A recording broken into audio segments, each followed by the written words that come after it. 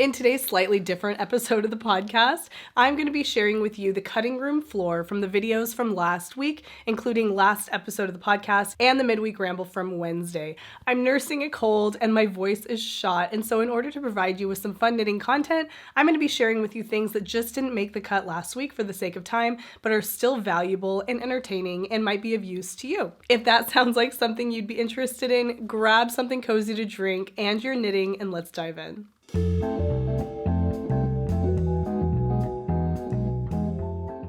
Hello, and welcome to episode 65.5 of the Wool Needles Hands Knitting Podcast. My name is Taylor, and I will be your host. It sounds as though I have swallowed a frog, and that is because this week I have been nursing a cold that has taken my voice away from me, and it's only beginning to come back. I apologize for sounding the way that I sound, but what can you do? I wanted to put something together for you for this weekend for the podcast, and I thought I would try something a little different to kind of avoid having to film an entire episode of the podcast, which I just don't think my voice can handle. So I'm going to be sharing with you what I would like to call weekend leftovers, or because this is post-Thanksgiving, I'm going to call this podcast episode 65.5 Holiday Leftovers Edition. And I'm going to be sharing with you some cutting room floor leftovers from last week's videos that were uploaded to the channel, things that didn't make the video for the sake of time, but are interesting and you might find some entertainment, joy, information, something in each of these that you can take value from. So how we're going to start is with what I cut out from the last episode of the podcast about the Felix for Fall knit along. And then we're going to move into a quick tip that I provided on how to get clean stripes when you're ribbing in your knitting. And then finally, I'm going to share with you the 3 runners up from the Budget to Bougie episode on Wednesday's Midweek Ramble, all about rustic yarns. So the 3 runners up in each budget category from the Budget to Bougie episode of Rustic Yarns. I'm going to be sharing that at the end. That's going to be it for today. I think that you're going to find something of value in this episode, at least have some nice knitting content on this lovely post-holiday Sunday. I will be back with a new Midweek Ramble episode on Wednesday and episode 66 of the podcast next Sunday. And don't forget to check out the Fiber for the People shop update, which is coming on Saturday. You can find all the information for that down in the description box below. But without further ado, let's go ahead and jump into these holiday leftovers.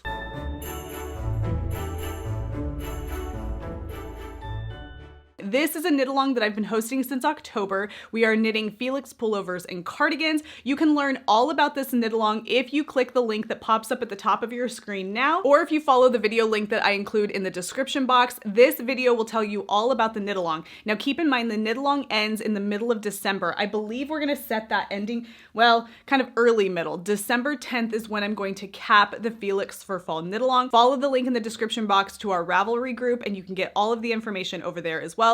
Join the chatter thread, join the finished object thread, or just share your finished object on Instagram if you're on that platform using the hashtag FelixForFall, KAL. Okay, without further ado, I'd like to share with you guys some of the finished objects that are coming out of the Felix for Fall knit along on either Ravelry or Instagram. So drum roll, please.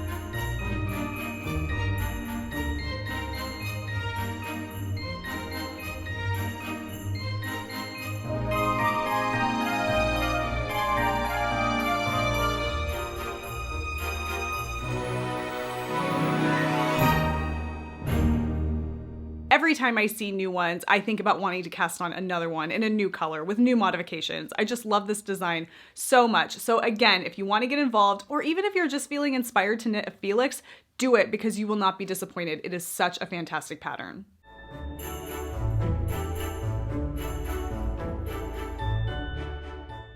Now, I really don't have much to say about these, only because I have not made a ton of progress. These are my family knit work socks by Yarnspirations. I'm knitting these in Lion Brand Fisherman's Wool as the main color, and then I'm using 2 contrasting colors that are by Fiber for the People in the Organic Merino Worsted. And you can see those contrasting colors here. This is the sable colorway and the leather colorway. Now, this is a great pattern, really great for gift giving. I talk all about this in the last episode of the podcast, so you can definitely check that out there. And I'll be talking more about this as I progress. But the real reason I wanted to share this with you guys was to just give you a little tip on using stripes with ribbing. And that's it. That's really all I'm sharing these with you guys today, because as you can see, if you watched the last episode, I've only made maybe like an inch of progress. But let's talk about that for a second. So sometimes, or you may have had this experience where you're trying to add stripes to ribbing, kind of like what you see here. And so you do your ribbing, whatever it may be, 1 by 1, 2 by 2, whatever. And then you go to change your color and add your next color, and you carry on with your ribbing. And you notice that your stripe kind of has this little stripe right below it. Like it just looks like an uneven stripe happening. Instead of a nice clean block of color like this, you just have that kind of extra stripe down below it. And the reason why that happens, and I wish I had something to kind of show you. I do. 1 second. Okay. This is a good example of what I'm referring to here when I talk about that little kind of extra stripe that is created when you're adding stripes and ribbing. This is my Winter's Fern hat by Trin Anelli, and I added stripes in the ribbing section of this hat. Now, if you look closely at these stripes right here, it looks kind of like the stripes are broken. Like there's this little extra pearl bump of color and up there and down here. It just looks like a broken stripe. It doesn't look very clean. And you can kind of see that here as well. They just don't look like clean stripes like you're seeing in my socks right here. So those are nice and clean. They have clean edges. Now there's a very simple solution for that, and that's really why I wanted to share this with you guys.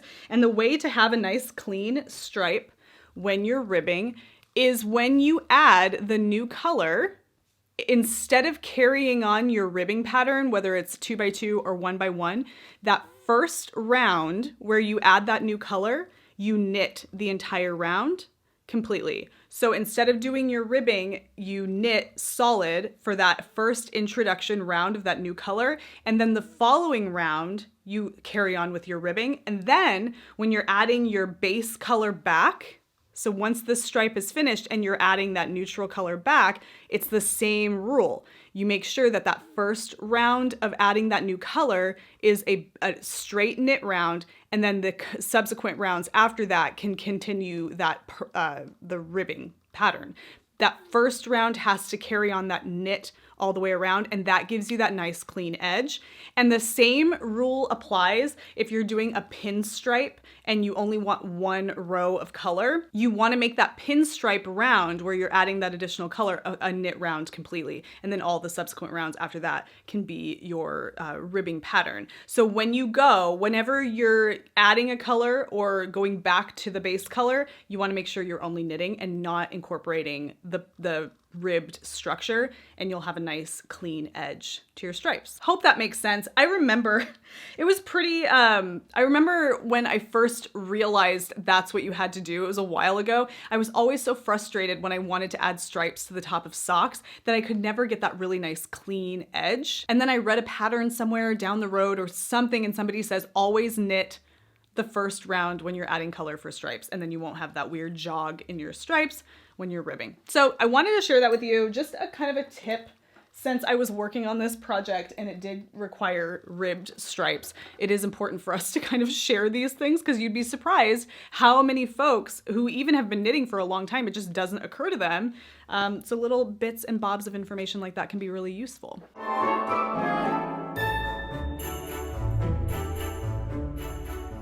Okay, before I finish up, I want to share with you the honorable mentions for each of the categories: budget, mid-range, and bougie. The honorable mention for budget-friendly yarns is a yarn company called Briggs & Little, and they have a yarn that is called Heritage. Briggs & Little Heritage is a 100% wool 2-ply worsted weight yarn. This sturdy yarn is perfect for outerwear, garments, and accessories. Again, it's worsted, 100% pure wool. It comes in at 113 grams for 215 yards. It's a full worsted skein of yarn, and you can get this for $7.99 per hank, and that's US dollars. And I think that's a great budget buy for a 100% pure wool worsted yarn. And a little bit about Briggs & Little. It says all of Briggs & Little yarns are made from 100% domestic Canadian wool that is milled, carded, dyed, and spun at their factory. With over 150 years of experience, Briggs & Little is one of Canada's oldest millers. Their experience shines through in every skein they produce. And I found Briggs & Little from Webb's. So that's an American yarn store. So you can source Briggs & Little if you're in the States directly from Webb's with a fantastic price point. So that makes my honorable mention for the budget category. Okay, for the mid-range category, my honorable mention is also by Knit Picks. So I mentioned Knit Picks Wool of the Andes in the budget category, but for this mid-range category, I want to draw your attention to another line of yarn that they have from 100% American grown and spun wool from the Shanico Wool Company. This is called High Desert. So it's Knit Picks High Desert. It's coming in anywhere between $6.99 and $9.99 per 50 grams, and 50 grams is going to give you 148 yards. So for 100 grams, you're looking at anything from $14 to $20 per skein, and it looks like absolutely beautiful yarn. It says 100% American grown and spun merino and merino rambouillet wool from Shanico Wool Company. It's a boutique style yarn processed in South Carolina, dyed and milled in North Carolina, and comes in an earthy jewel tone spectrum of beautiful colors, inspired by the landscape and skyline of Oregon's high desert. They also have a really beautiful tweed variety as well. So for my honorable mention for mid-range rustic yarns, that's Knit Picks High Desert. For my last honorable mention in the bougie category, this comes from Farmer's Daughter Fibers, and in particular her Pishkoon line. I don't know if I'm saying that correctly, but this is 100% Montana and Wyoming raised rambouillet, and it comes in a really lovely variety of colors. You can find this line from Fancy Tiger Crafts. At the time of recording this video, a lot of the colors are sold out, but it is a really beautiful yarn. It has a little bit of a thick and thin twist to it, very rustic in that regard, but it is 100% Montana rambouillet. You get 255 yards per 100 grams, so you're looking at a DK weight yarn, and that's coming in at $30 per 100 grams. All right, folks, there you have it. A variety of rustic yarns, beautiful rustic yarns and brands for you to look into, but displayed here for you at a variety of price points from budget to bougie.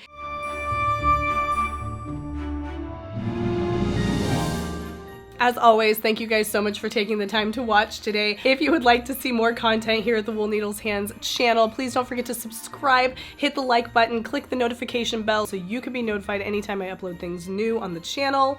Until the next time we see each other for Wednesday's Midweek Ramble, happy knitting, happy making, happy whatever it is that you're doing. Be well, take care, and I will see you soon. Bye.